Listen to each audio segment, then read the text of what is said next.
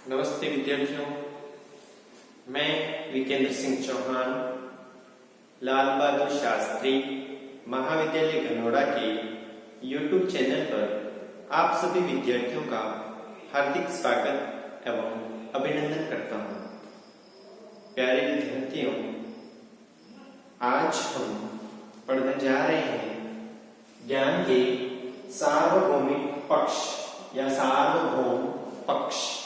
इनके बारे में आज हम अध्ययन करेंगे विस्तार से कि ज्ञान के सार्वभौमिक पक्ष कौन कौन से हैं। तो सार्वभौमिक पक्षों के अंदर सबसे पहले आएगा वैधता। क्या आएगा? वैधता। वैधता के बाद में विश्वसनीयता।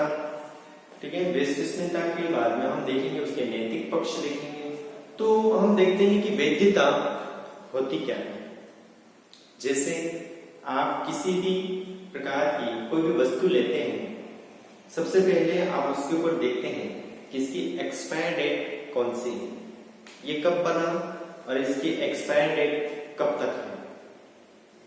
जैसे आपने खाने पीने की कोई भी वस्तु ली, आपने उसके ऊपर एक्सपायर डेट देखी तो आपको पता चल गया कि इसकी वैधता कितने समय तक है, 2 माह है, 4 माह है या 5 माह है।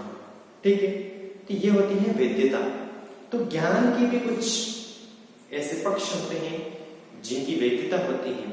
जैसे आप वर्तमान में 3rd ईयर में हो, ठीक है, 3rd ईयर में हो तो 3rd ईयर के अंदर जो ज्ञान आपको प्राप्त हुआ है या आपकी जो पाठ्य पुस्तकें हैं, ठीक है, तो आपका जो प्रश्न पेपर बनेगा, ठीक, प्रश्न पेपर बना, उस प्रश्न पेपर की वैधता कितनी है, कितने समय तक है, तो उसकी वैधता जब तक आपकी परीक्षा नहीं होती तब तक उसकी वैधता है। जैसे ही परीक्षा होगी उसकी वैधता समाप्त हो जाएगी। आपका जो प्रश्न पेपर है वह प्रश्न पेपर जब तक प्रश्न पेपर नहीं होता तब तक उसकी वैल्यू है, इसके बाद में उसकी कोई वैल्यू नहीं है, उसकी वैधता स्वतः ही समाप्त हो जाती है। तो हम शुरू करते हैं आज का हमारा टॉपिक। आज हम देखेंगे कि सार्वभौमिक जो पक्ष हैं उसके कौन कौन से बिंदु हैं, उन बिंदुओं के बारे में। तो पहला जो बिंदु है वो है वैधता। पहला जो बिंदु है वो है वैधता।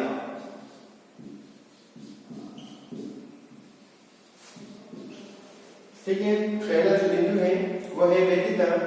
जिस ज्ञान में वैधता का तथ्य निहित होता है, जिस ज्ञान में वैधता का तथ्य निहित होता है, जिस ज्ञान में वैधता का तथ्य निहित होता है तथा जिसे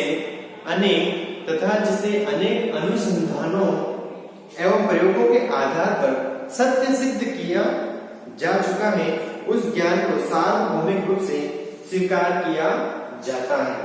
देखो, जो भी ज्ञान होता है, जिस ज्ञान में वैधता तथ्य निहित होता है, उस ज्ञान पर अनुसंधान और प्रयोगों के माध्यम से उसको सत्य सिद्ध किया जा चुका है, जिसको विश्वसनीय बना चुके हैं हम, तो उसी ज्ञान को क्या कहा जाता है? वैध कहा जाता है। आपको किसी भी प्रकार का अगर ज्ञान दे दिया जाए, उसके पीछे अगर आपके पास में ठोस प्रमाण नहीं है तो आप उस ज्ञान को ज्ञान नहीं मान सकते।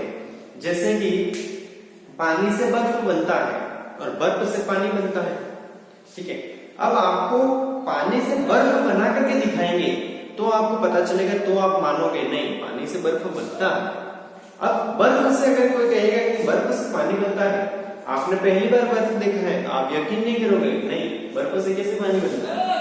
फिर जैसे जैसे बर्फ पिघलेगा और पानी बनेगा आपके सामने तो आप विश्वास कर लोगे। यानी कि वैधता क्या होती है? जिस ज्ञान को वैधता का तथ्य निहित होता है, जिस ज्ञान में वैधता का तथ्य निहित होता है तथा जिसे अनेक अनुसंधानों एवं प्रयोगों के आधार पर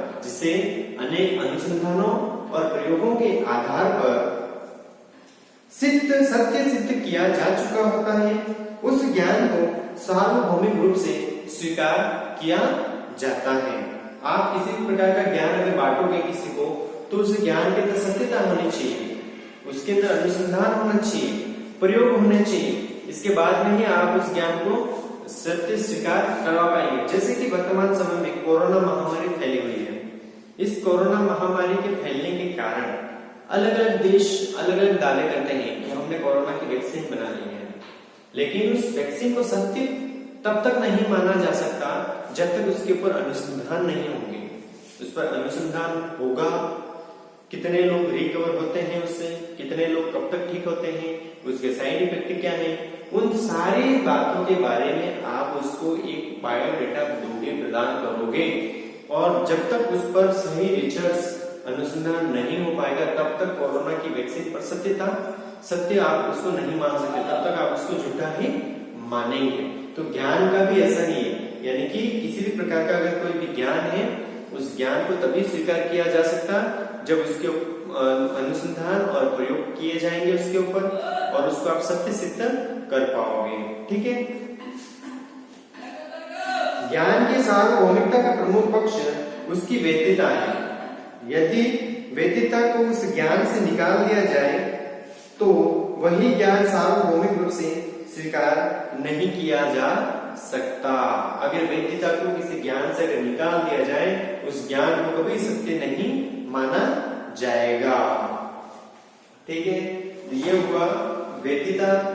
ठीक है, अच्छी तरीके से समझ लेना आप कि वैधता किसे कहते हैं। किसी भी ज्ञान को सत्य सिद्ध करने के लिए, किसी भी ज्ञान को सत्य सिद्ध करने के लिए उस ज्ञान के ऊपर अनुसंधान, प्रयोग होने चाहिए, और प्रयोगों के माध्यम से उसका जो भी रिजल्ट आता है या अच्छा रिजल्ट आएगा, उस रिजल्ट को आप प्रेषित कीजिए, और आपके पास उसके पास प्रमाण होने चाहिए, आप तो ही उस ज्ञान को सिद्ध करवा पाएंगे।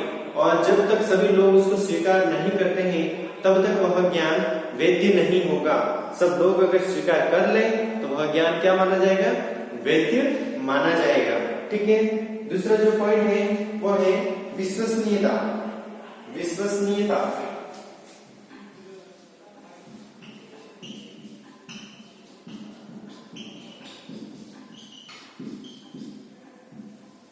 विश्वसनीयता विश्वसनीयता। ठीक है, मुझे नहीं लगता कि आपको वैधता के अंदर कुछ लिखवाना पड़ेगा, मैंने जो बोला है उसको आप समझ लेना। ठीक है। हाँ, विश्वसनीयता, ज्ञान में निहित विश्वसनीयता ज्ञान को सार्वभौमिक बनाता है या बनाती है। जो ज्ञान अनुभवजन्य होता है, जो ज्ञान अनुभवजन्य होता है तथा प्रत्येक व्यक्ति के अनुभव करने पर उसमें समानता का अनुभव होता है, वह ज्ञान विश्वसनीयता की श्रेणी में गिना जाता है। देखो, कोई भी ज्ञान, किसी भी ज्ञान में विश्वसनीयता निहित होनी चाहिए। कोई भी ज्ञान विश्वसनीय होना चाहिए। बिना विश्वास के आप किसी भी ज्ञान को ग्रहण नहीं कर सकते। अगर आप वह ज्ञान विश्वसनीय नहीं है, आप उस ज्ञान को स्वीकार नहीं कर सकते। क्यों? आपने, जैसे कि हम देखते हैं इस मार्कर को, आपने ये मार्कर लिया और वह जो कंपनी होती है वो आपको विश्वास प्रदान करती है कि यह मार्कर बहुत ही अच्छा चलेगा। जैसे ही आप मार्कर लाते हो और इसको आप व्हाइट बोर्ड पर चलाओगे, और अगर ये मार्कर जिस प्रकार से आपको विश्वास के साथ में आपने खरीदा है उस पर अगर खरा नहीं उतरता है, दूसरी बार आप उस कंपनी पर विश्वास नहीं करोगे। तो ज्ञान भी ऐसा होना चाहिए जो विश्वसनीय होना चाहिए, प्रमाणित होना चाहिए। बिना विश्वास के उस ज्ञान को ज्ञान नहीं माना जाएगा। इसलिए जो भी बोलो, सत्य बोलो, सत्य बोलोगे, ऐसा सत्य बोलोगे उस पर विश्वास किया जा सके। ठीक है। तो ज्ञान में निहित विश्वसनीयता ज्ञान को सार्वभौमिक बनाती है। जो ज्ञान अनुभवजन्य होता है, जो ज्ञान अनुभवजन्य यानी कि बिना अनुभव के होता है। ठीक है, क्योंकि ज्ञान ऐसा जरूरी नहीं है हर व्यक्ति को उस ज्ञान के बारे में अनुभव हो। कुछ ज्ञान ऐसा भी होता है जो अनुभवजन्य होता है, बिना अनुभव के होता है, तथा प्रत्येक व्यक्ति के अनुभव करने पर उसमें समानता का अनुभव होना चाहिए। यानी कि ज्ञान जो होता है वो अनुभवजन्य होता है, हर व्यक्ति को ज्ञान नहीं होता है, लेकिन जितने भी व्यक्ति उस ज्ञान को प्राप्त करेंगे तो सब के अंदर उस ज्ञान की समानता होनी चाहिए। ऐसा नहीं इस व्यक्ति ने पढ़ा तो उसको अलग लगा, मैंने पढ़ा मुझे अलग लगा, आपने पढ़ा तो अलग लगा, ऐसा नहीं होना चाहिए। उसके अंदर विश्वसनीयता होनी चाहिए। जैसे कि मैं आपको उदाहरण के तौर पर बता देता हूँ कि जैसे एक प्रश्न है, जैसे कि भारत की राजधानी कौन सी है, प्रश्न है। ठीक है, भारत की राजधानी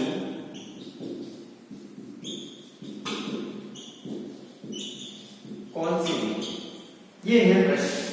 ठीक है, भारत की राजधानी कौन सी है? ऑप्शन में है आपके पास में दिल्ली, कोलकाता, मुंबई, मद्रास। ये चार आपके पास में ऑप्शन है। भारत की राजधानी कौन सी है? अब ये प्रश्न कैसा हो गया, विश्वसनीय है या अविश्वसनीय? भारत की राजधानी कौन सी है? दिल्ली, कोलकाता, बंबई और मद्रास। अब क्या होगा, इस प्रश्न को जितने भी व्यक्ति देखेंगे, अब ये प्रश्न अविश्वसनीय हो गया। क्यों अविश्वसनीय हो गया? मैंने पूछा है भारत की राजधानी कौन सी है। अब भारत की राजधानी आप सब बोल रहे होंगे दिल्ली। ठीक है, नंबर 1 क्या है? दिल्ली, 2 है कोलकाता, 3 है मुंबई और 4 पर है मद्रास। तो ये प्रश्न कैसा हो गया? अविश्वसनीय। यह विश्वसनीय प्रश्न नहीं है। कैसे? 1911 से पहले कोलकाता राजधानी थी। 1911 के बाद में दिल्ली राजधानी रही, नई दिल्ली। ठीक है, भारत की। अविश्वसनीय हो गया। अब आप हर व्यक्ति को दिखाओगे, यही कहेगा या दिल्ली भी हो सकती है, कोलकाता भी हो सकती है। ये क्या होगा?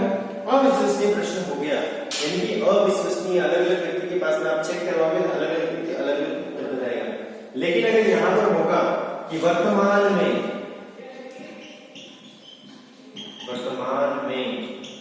भारत की राजधानी कौन सी है, अब ये प्रश्न कैसा हो गया? विश्वसनीय हो गया। अब हर व्यक्ति यही कहेगा दिल्ली, नई दिल्ली, नई दिल्ली। अगर किसी ने कोलकाता कर दिया तो उसका प्रश्न गलत हो जाएगा। अब ये प्रश्न आप कितने भी व्यक्ति के पास में ले जाकर के चेक करवाइए, कितने भी लेक्चरर लगा दीजिए, कितने भी टीचर लगा दीजिए, इस प्रश्न का उत्तर क्या होगा?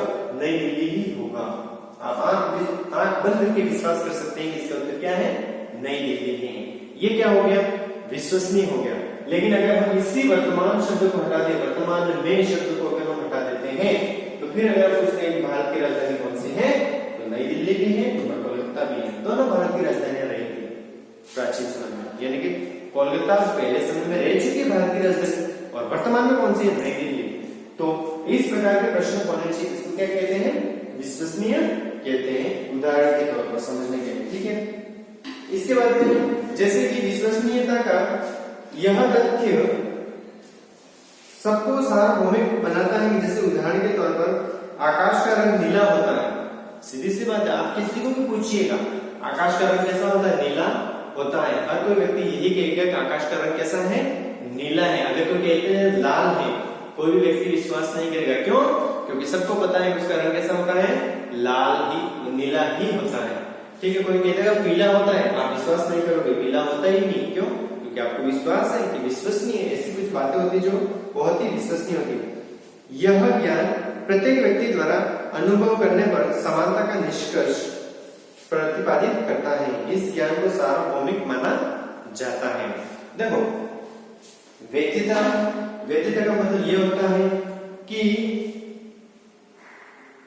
आप उस ज्ञान के बारे में सत्यता को प्रदान करने के लिए, उस ज्ञान को सत्यता प्रदान करने के लिए आपके पास में अनुसंधान होना चाहिए, आपके पास कितने तर्क होने चाहिए, आप उस बात को वैधता का प्रमाणित करवा सकते हो। और विश्वसनीयता क्या कहलाती है? आप कितने व्यक्तियों के पास में जाइए, उसको बोलिए, हर व्यक्ति उस ज्ञान के बारे में यही कहना चाहिए नहीं, सबके विचार जो होते हैं वो एक ही होने चाहिए उस बात को। जैसे कि आकाश नीला है, आकाश का रंग जो है वो नीला है, वर्तमान में भारत की राजधानी नई दिल्ली है, तो नई दिल्ली है। यानी कि ये पूर्ण रूप से विश्वसनीय होनी चाहिए हर बात। इसे कहते हैं विश्वसनीयता। विश्वसनीयता के बाद में आता है प्रमाण। क्या आता है? प्रमाण। विश्वसनीयता के बाद में आता है प्रमाण। अब देखते हैं प्रमाण के बारे में।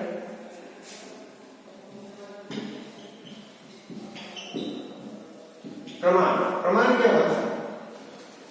जो ज्ञान प्रमाणिक रूप में होता है वह सार्वभौमिक रूप से स्वीकार किया जाता है। प्रमाण यानी कि प्रमाण का मतलब यही होता है कि आप किसी भी ज्ञान को प्रदान कर रहे हैं, आपके पास में ठोस सबूत है, ये क्या है, उस ज्ञान को सत्य स्वीकार करने के क्या है, प्रमाण है।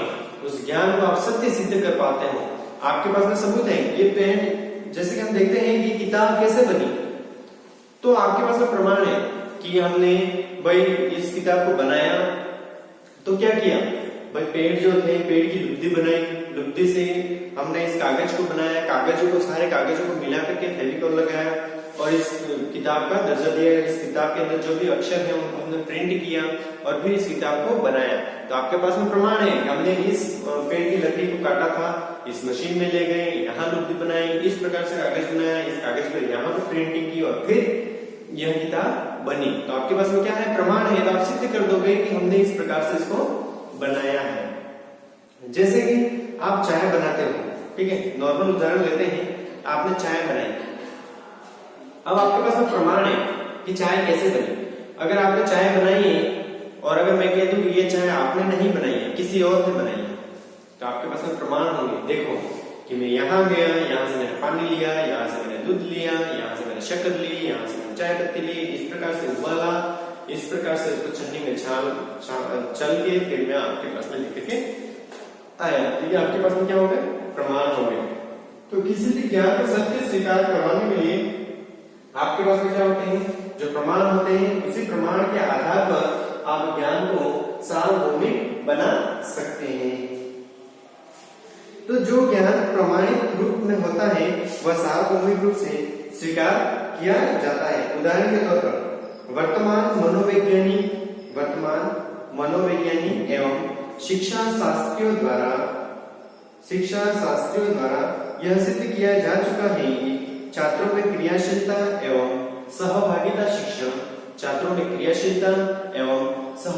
शिक्षण अधिगम प्रक्रियाओं को प्रभावी रूप से विकसित करती है।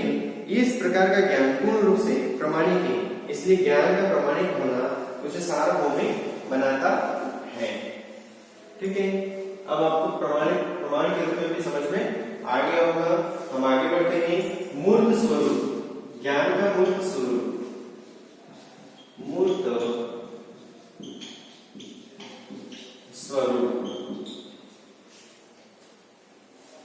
विचार संबंधी ज्ञान को सार्वभौमिक रूप में अधिक समय लगता है। देखो, विचार संबंधी ज्ञान को सार्वभौमिक रूप लेने में अधिक समय लगता है, परंतु मूर्त वस्तुओं के संदर्भ में प्रस्तुत ज्ञान सार्वभौमिक होता है। जैसे शेर एक जंगली एवं हिंसक जानवर है तथा गाय एक पालतू एवं उपयोगी जानवर है। इस तथ्य को सार्वभौमिक रूप से स्वीकार किया जा सकता है क्योंकि यह ज्ञान मूर्त वस्तुओं से संबंधित है। ठीक है, मूर्त वस्तुओं से संबंधित। अब इसको अपन समझते हैं कि क्या होता है। कोई भी ज्ञान विचाराधीन है, यानी कि उसकी प्रक्रिया पूरी नहीं है। जैसे कि वर्तमान में हम देखते हैं कि कोरोना की जो वैक्सीन बन रही है, तो वह क्या है, पूर्ण नहीं हुई, विचाराधीन है। उसको आप स्वीकार नहीं कर पाएंगे क्योंकि वह पूर्ण नहीं हुई है, अभी तो बन रही है, बनी थोड़ी बन रही है, तो इसको आप मूर्त रूप नहीं मानोगे। लेकिन अगर हम मूर्त रूप के अंदर देखें, उदाहरण के तौर पर कि जो अगर हम शेर और गाय की बात करते हैं उदाहरण के तौर पर, तो शेर एक क्या है, जंगली जानवर है, एक हिंसक प्राणी है। वह कभी भी हिंसा कर सकता है, कभी भी किसी भी प्राणी पर हमला कर सकता है और वह कहाँ रहता है, जंगल में रहता है। अब हम गाय की बात करते हैं तो गाय एक पालतू पशु है, वह बहुत उपयोगी है, वह दूध देता है, वह इंसानों के काम में आती है। ये क्या है, मूर्त रूप है। आपने उसको मूर्त रूप से, उसके प्रमाणित के रूप में उसको आपने सिद्ध कर दिया है। तो मूर्त जो स्वरूप होता है वह मूर्त ही होता है। जैसे कि इंसान का स्वभाव है कि वह सभी प्रकार की वस्तुओं का उपयोग करता है, वह बोलता है, वह चलता है, वह फिरता है।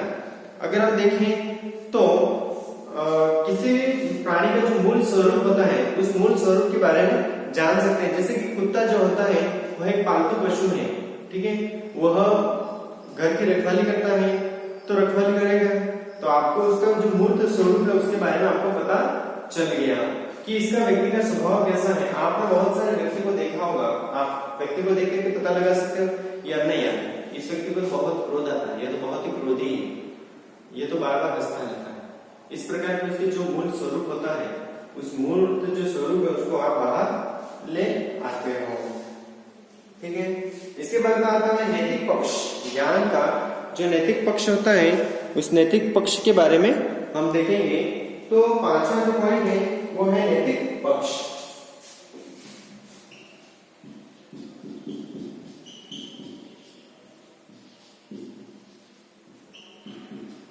नैतिक पक्ष, ज्ञान का नैतिक पक्ष भी ज्ञान को सार्वभौमिक बनाता है। ज्ञान का नैतिक पक्ष भी ज्ञान को क्या बनाता है? सार्वभौमिक बनाता है। ज्ञान का नैतिक पक्ष ज्ञान को क्या बनाता है? सार्वभौमिक बनाता है। शिक्षा में आशीर्वाद, आदर्शवाद वैदिक काल में प्रभावित था, वर्तमान काल में भी प्रभावी है। देखो, आदर्शवाद जो है वह वैदिक काल में भी प्रभावी था और वर्तमान काल में भी क्या है? प्रभावी है। इसके बाद में देखते हैं कि क्योंकि आदर्शवाद में वे सभी तथ्य समाहित हैं जो व्यक्ति की मानवीय प्रक्रिया से संबंधित हैं। प्रत्येक व्यक्ति में किसी न किसी रूप में नैतिकता का समावेश होता है, इसीलिए व्यक्ति नैतिकता संबंधी ज्ञान को सार्वभौमिक रूप से स्वीकार करता है। देखो भाई, ये बात तो सीधी सी बात है कि हर व्यक्ति के अंदर नैतिक पक्ष होता है, वह नैतिक रूप से चलता है, वह नैतिक प्रक्रियाएं करता है। सभी व्यक्तियों का मान सम्मान आदर सत्कार सब करते हैं। सब व्यक्ति नैतिक पक्ष रखते हैं, नैतिकता का ज्ञान सब में होता है। ठीक है, हर व्यक्ति के अंदर नैतिक पक्ष होता है और उस नैतिक पक्ष को वह मानता भी है। सब व्यक्ति किसी न किसी व्यक्ति का आदर करते हैं, सबका मान सम्मान करते हैं, सबके साथ में चलते हैं, सबके साथ में उठते हैं। तो उनका नैतिक पक्ष जो होता है वह बहुत ही मजबूत होता है। इसी कारण ज्ञान के अंदर नैतिक पक्ष को देखा जाता है और हर व्यक्ति इस तथ्य को स्वीकार करता ही